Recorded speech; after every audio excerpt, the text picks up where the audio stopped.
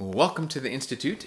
I'm really glad that you are here today. If you look around the room, this is a small group of people that here at Cherish that are people who lead, people that God has put into places of leadership where you lead people. And that is a pretty significant responsibility that you have been given. And it's not something that I take lightly when I think of the people that I lead, and it's not something that I'm sure that you don't take lightly either. Which means if we really kind of carry that responsibility to the level that it's intended, we should probably be constantly figuring out, how do I grow that ability to lead people? How do I grow in my skill as a leader? So that's why we've created the Institute. It's going to be a place where you're going to be able to dig in a little deeper about who God has created you to be when it comes to leading and it comes to work. So how it's going to work is every time we have an institute, there'll be just like a 3 to 5 minute video where I'm just going to kind of lay something out, and then I want you to be able to sit with that thing, and I want you to be able to kind of ask yourself some questions about it, talk with one another about it, and see if God has something in it for you.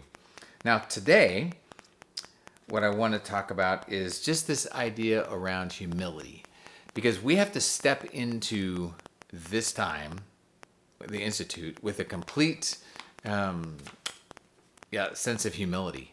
And how I'm going to define humility, there's many ways to define humility, but how I'm going to define humility is when you admit that you have something to learn. That's the idea of humility that I'm looking for. That we walk into this place with the idea that I got something to learn.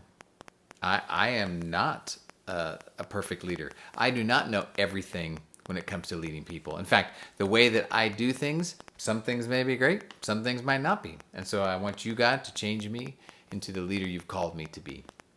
And so we want to step into this time with that sense of humility and saying, okay, God, what do you want to teach me? And so here's just a question I have for you now that I want you to sit with. And that question is, what is a significant, or what maybe significant, what's an area of growth for me as a leader? Now, let's go with significant. What's a significant area of growth that I need as a leader? And I want you to ask yourself that question.